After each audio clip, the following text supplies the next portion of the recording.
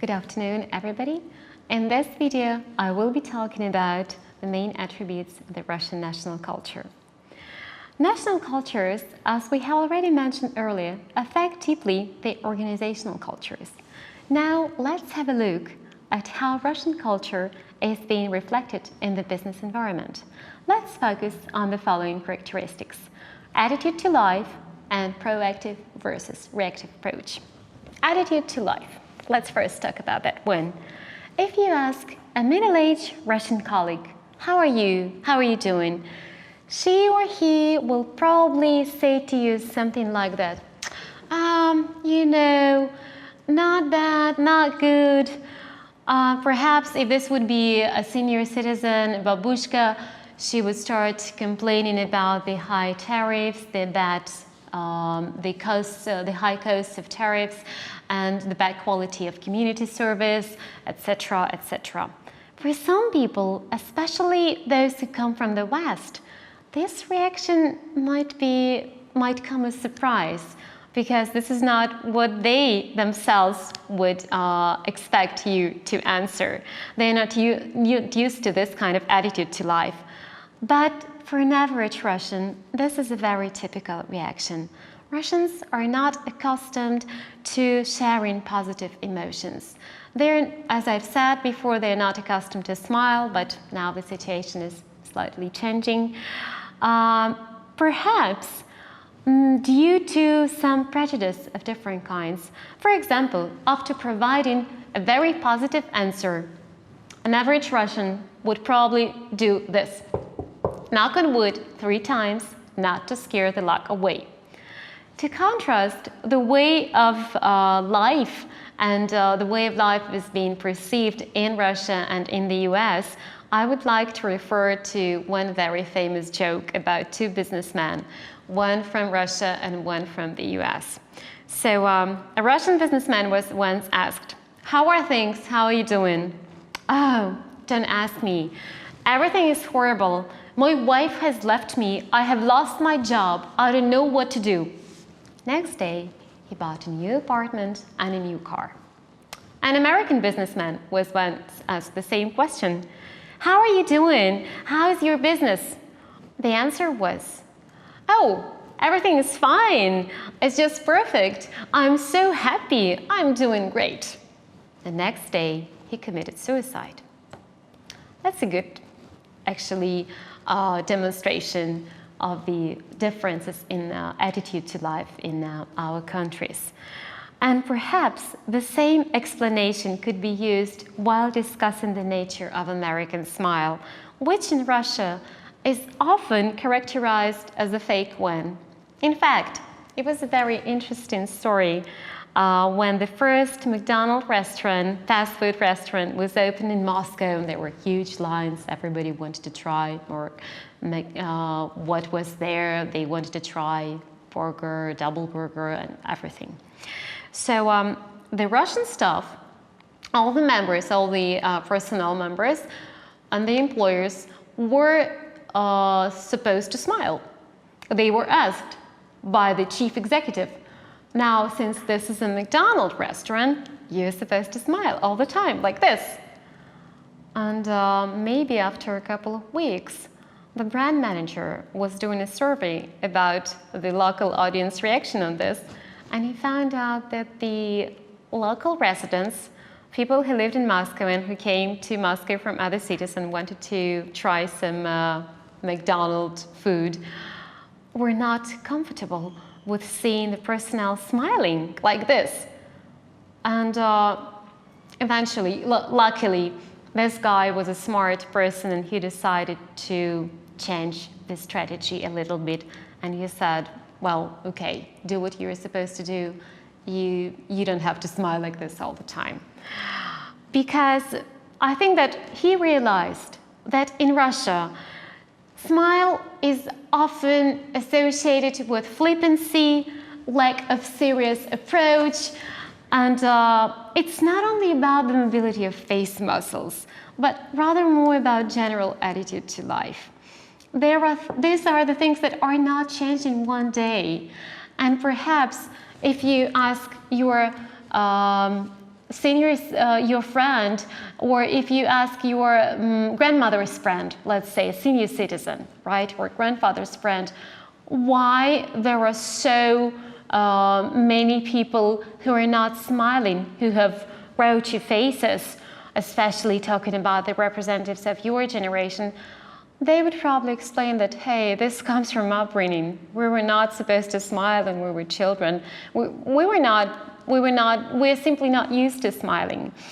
People are brought up with certain values and beliefs, and in order to start looking at the world from a different perspective, one needs a flexible state of mind and perhaps be highly motivated. However, it is interesting to note that some representatives of Russian culture, especially those who were born after the perestroika, after the 1980s, last century, feel much freer in terms of sharing their emotions, expressing their views. Perhaps this has to do with the fact that they started traveling very early and they are gradually becoming engaged in the cross-cultural communication. What is also important, they appear to be more open-minded, flexible, and they try to avoid this black and white approach while communicating with the foreigners.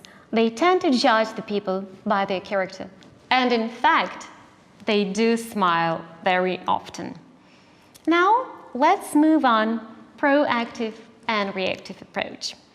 The term proactivity was initially introduced by one of the Americans' famous business coaches, Stephen Covey. It actually comes as no surprise that the author of this theory, Stephen Covey, was brought up in American culture, which is oriented toward individual success and is considered to be also action-oriented. The initial reaction of an American to a problem would be the strong desire to act, need to do something about it. If you share some ideas with your American colleagues, let's say on how to continue your cooperation in terms of business, etc., you would probably come up with some suggestions. What could be done? How to improve the situation? And as opposed to the Russian characteristics or characteristics attributed to Russian culture, I would like to refer to the comment made by famous Russian philosopher Nikolai Berdyaev. He once said, "The Russian people do not want to become a courageous creator. The nature of the Russians could be defined as feminine, submissive, and passive in the state affairs. It is waiting for her husband, for her fiancé, for her master." The Russian fatalism promotes a certain vision of things. People regard the obstacles as something unavoidable, and in this case, they don't see any need. They are not ready to act, and they think that there is no need to undertake any actions. On the one hand, I would agree with this notion, as yes, there are a lot of people in my home country who continue blaming the government, their neighbors, their relatives, whoever, and they like to criticize everything. But when you come up with certain suggestions, when you say something like, hey, how about doing this? How about applying for another job? How about getting higher education? They would react in the following way, probably. Oh, that's too difficult. No, this is not for me. I'm not good enough for that, etc., etc. So people don't feel that they are responsible for their life. They think that it should be somebody else, perhaps the high official, the president, or I don't know, some other structure who should help them to make their life better. For example, I have a close friend, her name is Mary. She has a relative, her name is Eugene. So Eugene was working in a joint venture and a company which was based both in Russia and Germany. Eugene was working as a secretary there. And she was promised by her boss that she would get a chance to get job promotion but she would have to learn the German language better. She would have to practice speaking skills. My friend Mary speaks German fluently. So she suggested, she was talking to Eugene, and after a number of times she heard her complaining. She said, "Hey, I can give you lessons of German free of charge. Come to me anytime, we'll set the schedule, let's do that."